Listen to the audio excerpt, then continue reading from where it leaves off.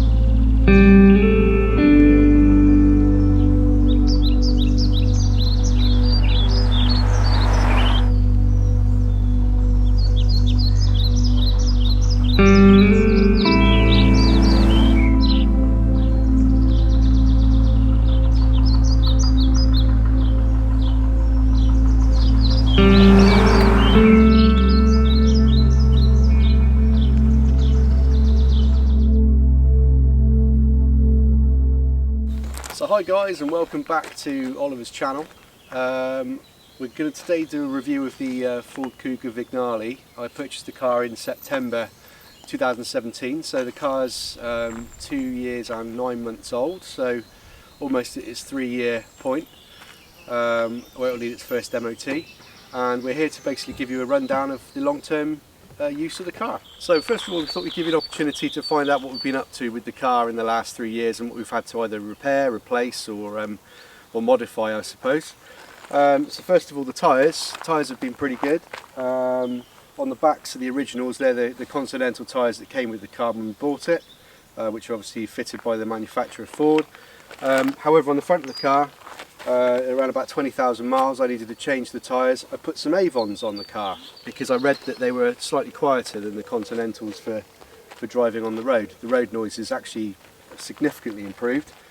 With regards to miles per gallon on the fuel economy, I think you remember in the tow car review that we did, I was saying we were getting around about 38, 39 I think from memory. The car's still running around about that, so 39.7 I think the car was showing as an average MPG at the minute, which is very good. So sticking with the tyres and rims, these wheels are 19-inch wheels. They're actually an upgraded wheel from the standard Vignale wheel that comes on the car. Normally they're 18-inch wheels. What I would say is the 19-inch rims, because the tyres are lower profile, you get a little bit more road noise, I suppose, naturally anyway as a result of that. But also off-road, even though it's all-wheel drive, it's not as good, I'd imagine, as if you had the 18-inch wheels, because you'd have more tyre contact. The thing I noticed probably most is I had a trailer. Oliver does scouting, and we had a trailer that we were pulling, and it was going through a field, and it was a little bit damp, the field, I won't lie, maybe a little bit more than damp, and actually we got stuck with the weight on the back of the car, and it just basically we were digging ourselves into the ground. So I don't know if that would have happened with the 18-inch wheels or not, but obviously, as you can see, they look brilliant on the car, and the one thing I would say is this car is nearly 3 years old, and I don't think the styling of the car is really aged at all. You look at the design of new vehicles coming out at the moment, and I think this still looks as fresh and as up-to-date a design as some of the cars that are coming out at the minute. So I actually still love the look of the car. So in terms of the long-term use of the car, I think there's only one thing I've noticed at the moment that perhaps was a slight design flaw, I don't know, or maybe it's just how we use the vehicle, I'm not sure. And it's this area along here. So the boot is fantastic. I've got a load liner in it, so it protects the boot, perfect, no problem at all. Put the seats down, bags and bags of space for putting stuff in the back of the car. However, if you've got anything heavy and obviously you're trying to lift it up in, yeah, it's fine in terms of being able to get it into the vehicle, but this part of the bumper here, which is obviously colour coded to the car, it's got really quite nastily scratched over time. But there's a couple of marks on the bumper. Now, of course, that's going to happen anyway, but perhaps what Ford could have done, and I've seen this on other vehicles, is that there's like a kick plate almost that they fit over the surface here, either in a chrome or something, because of course when you shut the tailgate, you can't see that anyway, that's hidden away. I know it's there, and I'm a little bit OCD when it comes to things, as you might be aware. So that's the one thing I would say that I've noticed on the long term that's not really practical as it could be.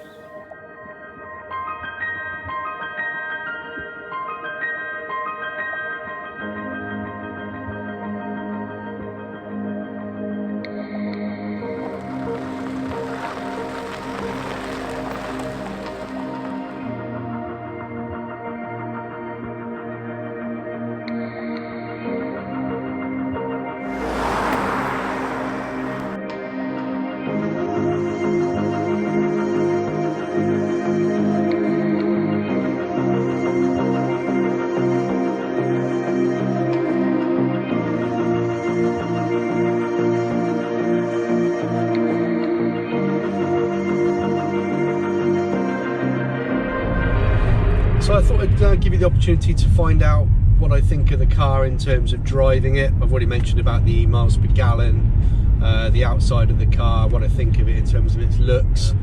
Other things that I found really good with regards to driving, everything is easy to find. It's not loads of buttons, it's all very quite intuitive where to find things, so it's quite quick and easy when you want to either change the radio or whatever. Obviously you can control pretty much everything off the steering wheel anyway. Cruise control works really well. So that's good. Memory seats have been fantastic. So obviously there's the fitted function that means that I can have the seat on number 1 and it remembers my position straight away. And then Joe's got her position number 2, and Oliver's got his position number 3, even though he's not old enough to drive yet. So there's 3 settings there, and I guess at some point he's probably going to want to drive this when he's obviously passes his test.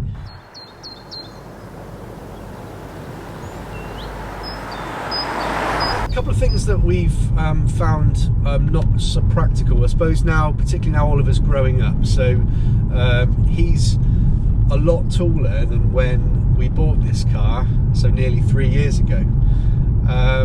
And this car's got what's called stadium seating. So basically the rear seats are in an elevated position so people can see over the top of the driver and front seat passenger. And it's just to have that effect of basically being in a stadium, in a football ground or whatever, which was brilliant when obviously Oliver was a little bit shorter. He's obviously quite a bit taller now. He's actually taller than me. He's 6'2", I think he is now, which is absolutely crazy. But what that's meant is that obviously he's sat up that much higher in the car, and now his head is a lot higher up to the back of the headlining. And that's meant that it's not quite so comfortable for him now. Legroom wise, I believe he's got plenty of legroom still, so that's not a problem. But it's the head height, and that's because of the stadium seating. In the new Kuga, they've taken that away, so actually it's standard seating now for both front and back seat passengers, so that's not so much of an issue. Also inside the car, the only other thing that we had a slight problem with, but to be fair to Ford and to the car dealership that we bought the car from, we had a problem with this driver's side seat where some of the stitching had basically come apart, and I don't think it was quite right actually when I bought the car. I think maybe there was a stitch missing or something, but I'd sort of noticed it, but didn't really take much notice of it, and it didn't really bother me. However, over time obviously that started to get worse, to the point where the stitching was coming out. So I contacted our local dealership, said to them this problem, no quibbles whatsoever. So basically they took the car, they got it re-upholstered, so brand new seat lining. They did that, and no issues with that at all. They did that, and at the same time I also had one of the wheels, the lacquer was coming off the alloy. Again, they checked it first of all, obviously, to make sure it wasn't because I damaged it or something like that, and it was an absolutely clean wheel. And they replaced and fitted a brand new wheel to that as well. So the warranty side of it, that's the only 2 things I've had done since I've had the car. So, and touch wood, there's nothing else that's been wrong with the car at all. I've not had any issues at all. It's now done nearly 26,500 miles, so reasonable amount of mileage. It's basically been flawless. The only thing I've got now that's come up on the car is an indication, a warning indication when I start the vehicle, and there's a little amber eye which is saying there's some information for me to, but I know what it says.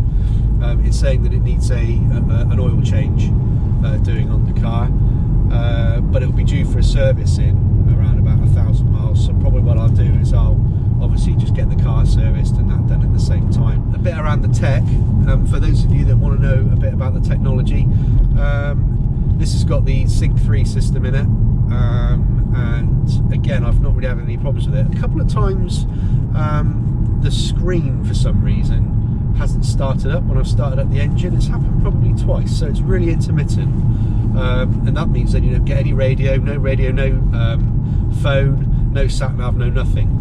But if you turn the car off completely, so ignition off the lot, and then restart it, that then seemed to restart the screen. But like I say, it's happened twice, so not sure what that is. Quality of it, sound system, it's a Sony, I can't remember if it's 8 or 10 speaker sound system, but really great sound. Oh, someone's going to try and reverse into me, that's fun. And that's working absolutely fine. The sat nav, pretty good. The only thing I would say, I've tried to do an update on the sat nav, so you can download some software from Ford, and you basically plug it in through a USB key into the USB connections underneath the pedestal here, and I haven't really managed to get that to work particularly well. So it says it recognised the update, but it hasn't really changed any of the road layouts.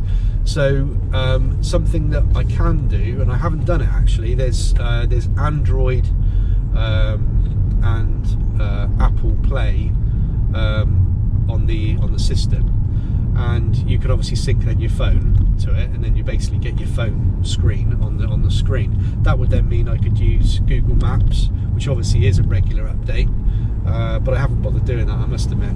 Making phone calls, everything else is really simple. You do that off the steering wheel, so that all works fine. So I think that's given you a bit of an overview as to how the car has behaved over the 3 years. As I say, I've not really had any issues with it. Really loved and enjoyed driving it. The styling is fantastic. It looks great, and hopefully, you know, I'll have it for some time to come. Anyway, I hope you enjoyed this review, and thanks for watching. Take care. See you guys. Thank you.